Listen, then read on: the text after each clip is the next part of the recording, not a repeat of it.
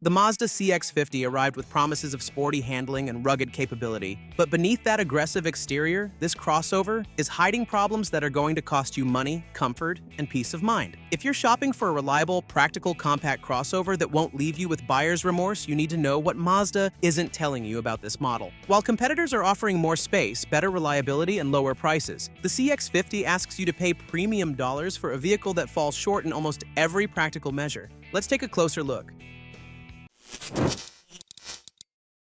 Number 6. Ride quality.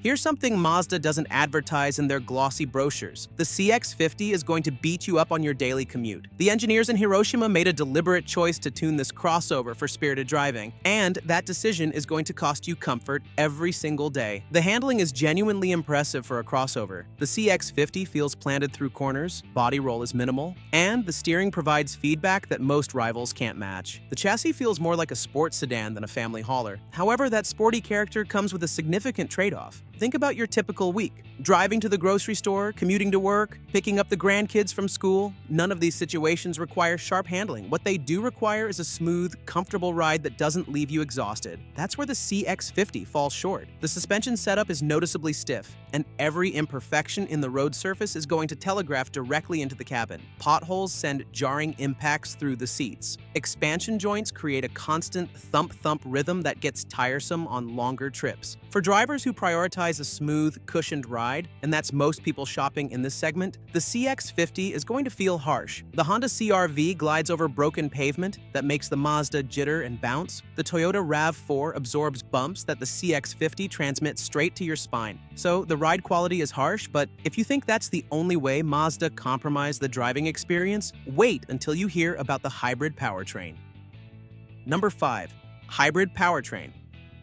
Mazda's decision to source a hybrid system from Toyota initially seemed brilliant. After all, Toyota has been perfecting hybrid technology for over 2 decades. The 2.5-liter 4-cylinder paired with electric motors delivers 219 horsepower, and the fuel economy figures are impressive at around 38 miles per gallon combined. But here's what Mazda isn't telling you. This hybrid system is going to suck every ounce of driving engagement out of the CX-50 experience. Remember all that praise about sporty character? The hybrid model throws most of that out the window. The biggest culprit is the continuously variable transmission. Instead of the smooth shifting conventional automatic found in gas-only models, the hybrid is saddled with a CVT that drones and moans under acceleration. When you press the throttle, the engine revs to a certain RPM and just hangs there. For a brand that built its reputation on driving pleasure, this feels like a betrayal. The problems don't end with the transmission. Picture yourself planning a weekend camping trip. You've got a small travel trailer loaded with gear. With the gas-only CX-50, you can tow up to 3,500 pounds, enough for that trailer and everything you need. But choose the hybrid, you're limited to just 2,000 pounds.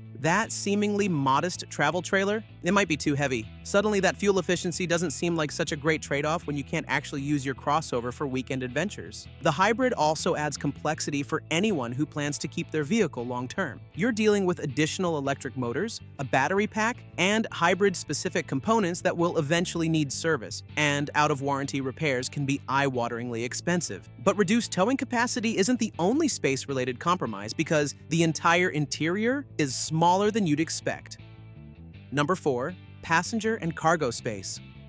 Rear legroom measures just 37.6 inches, which sounds reasonable until you compare it to rivals. The Honda CR-V offers 40.4 inches. The Subaru Outback provides 39.5 inches. Even the Toyota RAV4 beats the Mazda with 37.8 inches. Those few inches might not seem significant, but they translate to the difference between comfortable road trips and passengers arriving with cramped legs and sore knees. The cargo situation is equally disappointing. Behind the second row, you're looking at 31.4 cubic feet of space. That's enough for grocery runs, but it falls short when you need to haul larger items. The CR-V offers 39.3 cubic feet. That's nearly 8 cubic feet more storage. When you fold the rear seats, the CX-50 maxes out at 56.3 cubic feet, while the CR-V expands to 76.5 cubic feet. For families packing for a week-long vacation, those missing cubic feet are going to force difficult decisions about what stays home. The hybrid model makes this worse. The battery pack placement eats into cargo space, reducing overall utility even further. The cramped interior is frustrating, but at least modern technology should make up for it, right? Not exactly. Number 3. Infotainment system.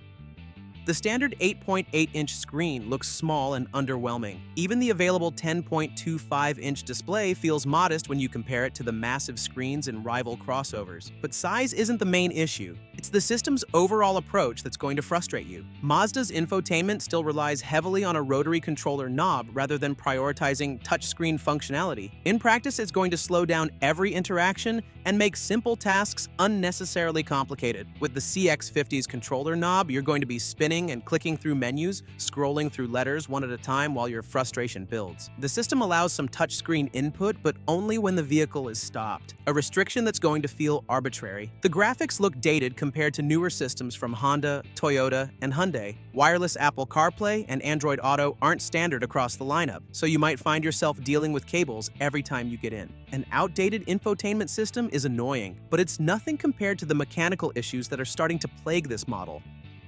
Number 2. Reliability issues.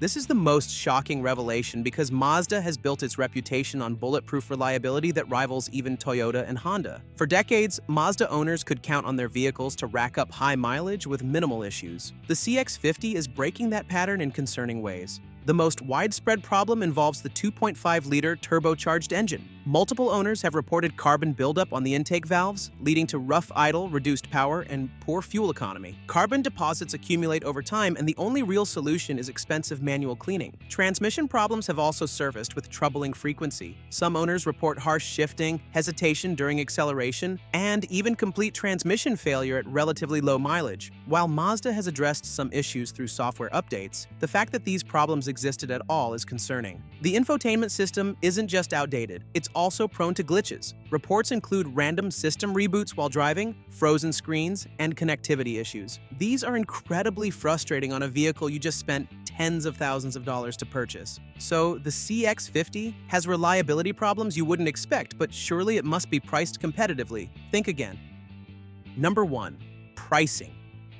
After learning about all these compromises, you might expect the CX-50 to be priced aggressively to compensate. Instead, Mazda is asking premium money for a vehicle that's smaller, less reliable, and less refined than its competitors. The base CX-50 starts at around $29,500, which initially sounds reasonable. However, that entry-level model is stripped down to the point where most buyers are going to find it unacceptable. To get a reasonably equipped CX-50, you're going to need to step up to higher trim levels, and that's where the pricing gets out of hand. The mid-level preferred trim starts at around $31,000, and the popular Select trim pushes past $33,000. By the time you reach the Turbo Premium Plus trim, you're looking at around $40,000. Let's put that in perspective. A Honda CR-V EXL with leather seats, heated front seats, and Honda sensing starts at around $33,000. A Toyota RAV4 XLE Premium with similar equipment comes in around $34,000. Both offer more space, better reliability, and comparable features for thousands less. The hybrid model makes the pricing situation even worse. With a starting price around $36,500, the CX-50 hybrid costs about $2,000 more than a RAV4 hybrid, despite offering less space and lower utility. Higher trim levels easily exceed $40,000, and at that price point, you're in premium territory. A base Acura RDX or Genesis GV70 starts in the low $40,000 range, offering genuine luxury and premium brand cachet. Why would you pay Mazda luxury prices for a mainstream crossover with known reliability issues? Early data suggests the CX-50